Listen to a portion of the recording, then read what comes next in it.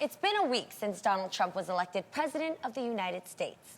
And whether you're celebrating or mourning, it's important to take stock of the mood of the country right now. According to an article in Time, the Southern Poverty Law Center has counted over 200 incidents of harassment. This gets me emotional, I don't know, sorry.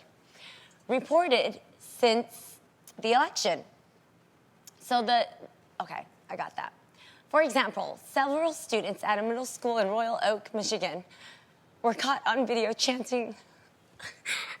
I'm so sorry, you guys. I didn't mean to get this emotional. It's okay. It's okay. You feeling what half of the country is feeling, Jeannie. Do not worry. The video chanted "Build that wall" during their lunch period, okay?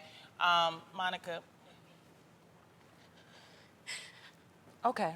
Yeah, I'm okay. Okay, we got it. We got each other. Yeah. Also, officials at the University of Oregon are investigating an incident of students allegedly wearing blackface on campus. And in New York City, swastikas were drawn on several doors in a residence hall at a school where 3 Jewish women live, as well as on a sidewalk in a Brooklyn Jewish community. Now, at a time when our country should be trying to be unified, why do you think these incidents are happening so frequently, ladies? This is sad. It's devastating. It is really sad. It's frustrating. Yes, and I think it's just so sad because, you know, my parents left Vietnam because there was communism happening. They were being judged for their class. They were being judged just because they couldn't control the governmental conditions.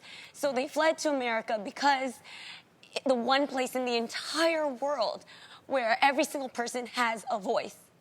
And so, you know, I'm 37 years old, and I've been so excited over every new election because it means a rebirth for our country. It means so many different things. I love fresh new voices in our White House because it's new leaders. It's the only country where we have that sense of freedom. Yeah. And I've just never seen this type of reaction across America. Well, I'm going to tell you something, Jeannie. I've studied Black history.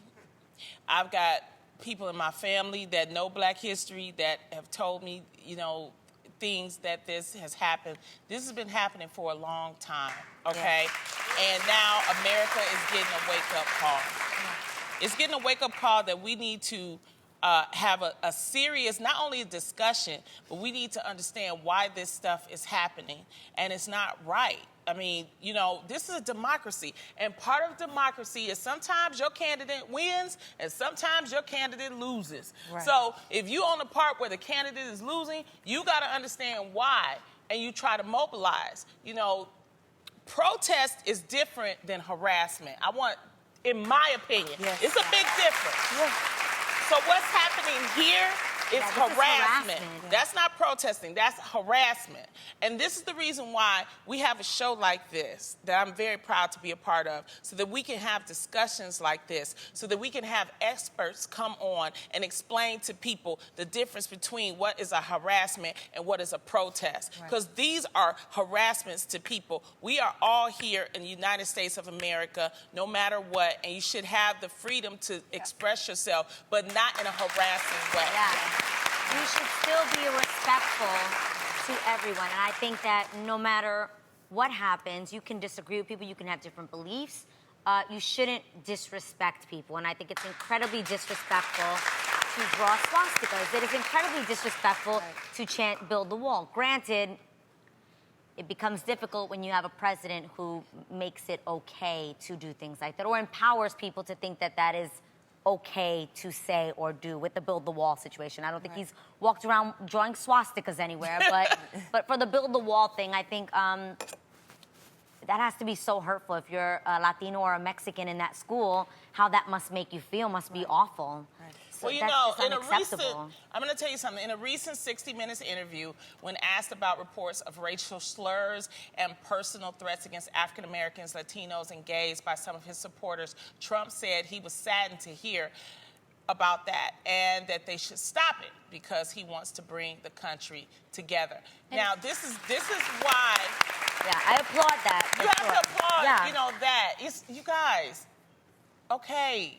Well, Lonnie, and I have to say that call myself an optimist, whether, you know, you like it or not. but Don't say me. no. I'm just saying in general, I want to believe that we have more good people in this country than bad. However, it's now time for us good people to not be silenced. Yeah. We have to stand up for what's right and help our brothers and sisters. Absolutely. I don't want us to be divided because of that all doesn't of this help stuff that's anything. happening. Now, more than ever, it's time for us to unite. Yes. Yeah. For sure. And you know, I feel like this election has also given way to a lot that was already there, clearly, but it was hidden. So what this election has done has made people that are comfortable with racism and things of that nature, who initially felt like, okay, I'll keep that to myself Yeah. or amongst my core group. Exactly. It has now become widespread and accepted. And I think that through these types of conversations and these, the recognition that there is a problem, that means that we must unify. We can no longer ignore what has to be done. We must unify, because now people that have never used the term minority have realized they are one. Right. And for so long, a lot of people that were part of the minority, myself included, a lot of times we grew up understanding. Having a grandmother raised in Noonan, Georgia. Okay, tell it. Yeah. It got really real and stayed that way for a long time. Or having children now that can go to a school where my mother was not allowed to use their water fountain. You realize that some change has happened, but not yet enough. Right. And you have these amazing groups of people that haven't had a reason to speak. Now we all got a reason to speak. Exactly. Because when you don't, I tell my kids this: if you don't contribute to the solution, you're a part of the problem. That is love in that. silence as well. And I really want to commend Mr. Trump for saying those words when the world needs to hear it more than ever. Stop. We need to hear a leader that is making the people feel protected and safe.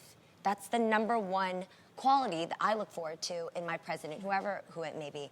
And I really do believe, and I pray, that Mr. Trump is hearing not just his own voice, because I think we know he's such a confident person because he hears his voice most, which is strong in some areas. But right now, I hope that God is shifting him so he's hearing the voices of America. Right.